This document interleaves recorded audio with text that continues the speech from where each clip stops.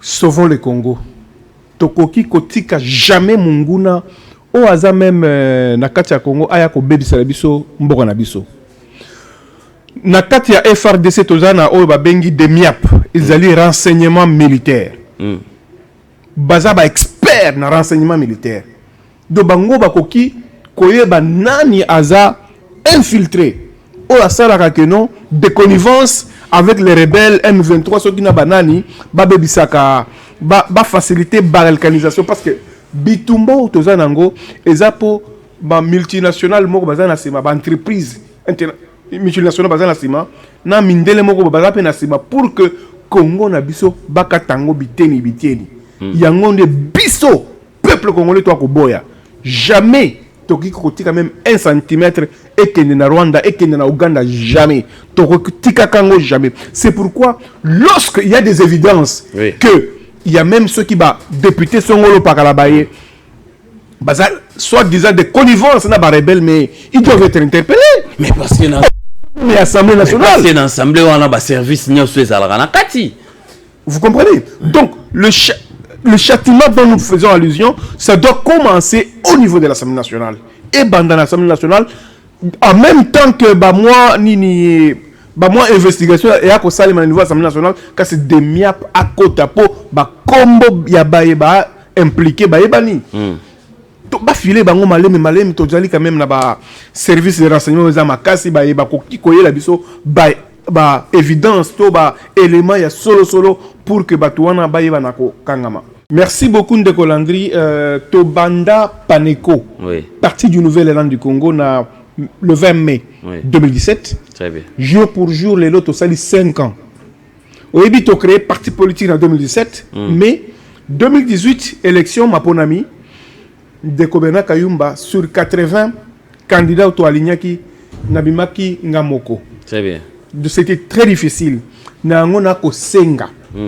Na elenge nyonso oaza na boanya aya kokota na partie du Nouvel-Élan du Congo parce que les Nouvel-Élan du Congo otolingi bato a boanya bato balingi Congo bato o balingi développement bomoko na peuple congolais pour que tout réfléchir ensemble pour na totonga ekolo na biso mutu moko te akouta libanda mboka po aya alakisa biso ndenge ya kotambola biso moko tomilengele pamba te to tika la sima ya ba mboka misusu.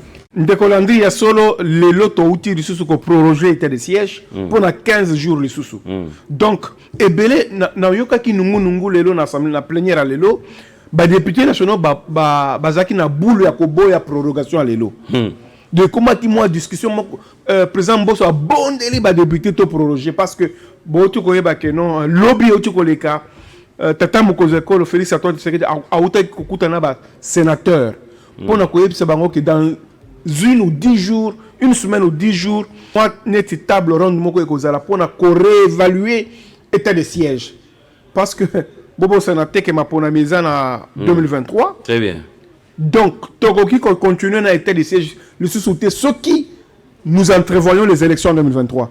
Parce que la loi électorale et le bas était que non, ce qui état de siège est allé décréter dans province par la maponami ko zalate et pourtant bande konabiso ya Nord Kivu bande konabiso ya Ituri bana posa maponami pe bana posa maponami salem yango tata mokozal ko asi à instruire na ba organisme nyoso ba milengele pour la élection en 2023 batu ba mi kosa ke no 2023 zalate c'est faux et kozala ngai na zalaka moko ya ba candidat na 2018 o abandonné pisa batu 2018 bapona mikozala na banda déjà 2017 que 2018 batu abandonné maté batu ba surtout kana ba avril mai juin ils déjà retard et pourtant bon milengele sous 2023 maponami et gozala. C'est pourquoi tous les jeunes congolais consciencieux boyana paneko parti du Nouvel-Élan du Congo to sangana to sala lobingi ya makasi pour que jeune vote jeune pour 2000. Il y a solo tous qui na contrôle parlementaire. Il y a liboso la ligne pe sambote na ba électeur nanga ya Mongafula, il y a Ngalema, il y a Kitambo, il y a commune à Kinshasa, Lingwa la Barumbu, Gombe. Kitambo, mbote na bino nyonso, molobele na bino bena kayumba yepo toyanola maïza koleka na mboka na biso. Très bien, mais vous allez qui n'a pas contrôle parlementaire, vous allez bien, ma camion sur ce qui est malade. Ma camion sur ce qui est bien te kasi. Au moins ce qui bakonzi Assemblée nationale, bandimi kokitisa. Toute une grande équipe, il y a 10 députés nationaux qui contrôlent la société minière, les opérateurs économiques, les foutaka, les bengi na lopoto assurance T. Il y a un biso to yeba ki na kokita, to contrôler, to ye ko constater que ebele ya ba société minière na mboka na biso, bazala ba installation industrielle na mboka na biso kasi, bazo futaka nini assurance na Chine, ba futaka assurance na États-Unis, ba futaka assurance na Rwanda. Donc ezaneti tozana mebe comment ba bengi code des assurances publié dans le journal officiel depuis 2015. Castille et l'eau, ba chinois, to ba opérateur minier, opérateur économique, baza komi pesa kilo wana ya koloba ke biso to ko souscrit na Congo te to kene libanda. Nango to pesi longonya na président de l'Assemblée nationale oyo andima ki ete que non équipe il y a 10 députés nationaux et manako kita na niveau ya okotanga pe lwala ba ko contrôler batwana pe ko sanctionner bango na banzi ke na minute yo foot des capitaux oyo bande au selma pendant des années et katani à travers mission tota ki ko kamba na niveau ya Grand Katanga bande ko na biso baza ba député nationaux ya S ba baza kana connivence na ba rebelle balata ka ba veste ya ba $20 $30 mais oyo ka ono na Dubai azana ba appartement boye na Tanzanie azana ba villa boye mais na kati ya Assemblée nationale ye wana azana sapato ya 10 000 francs na chemise à $15. Voilà bien aussi pas miso. Oyibi moko soki na raisonner makamone salanga passer parce que omoni na chiluba balobaka chishi tija lukunda tiji munda mwa lukunda donc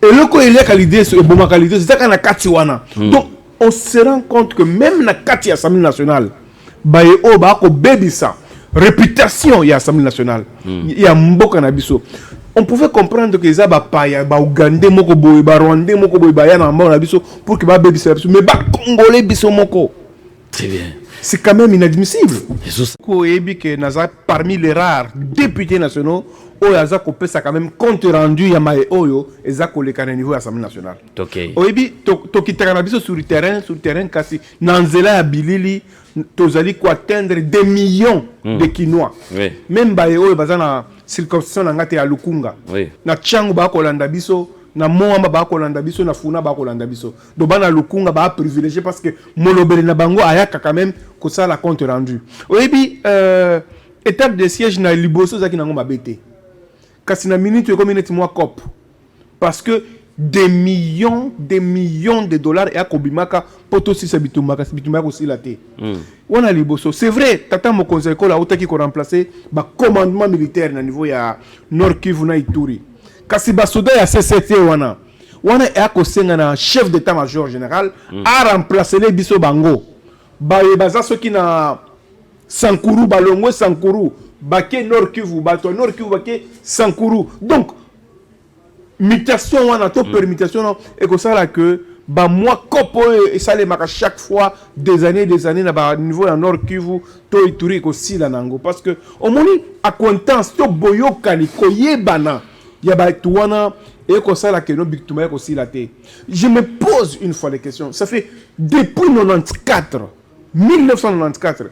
Bitumba ibanda na mboka na biso batu ba kufa kase ko kufa bitumba bandika mukena Ukraine tout le monde entier koningana kasi bitumba za na République démocratique du Congo mindele ba ko betango kara posons-nous des questions pour nani parce que batu wana baza pembe biso to mposo mundo donc si nous continuons à compter na batu wana mais to tika la simati il faut biso moko tozala na armée ya makasi. Arrivons à former une armée très forte, capable de défendre ce pays.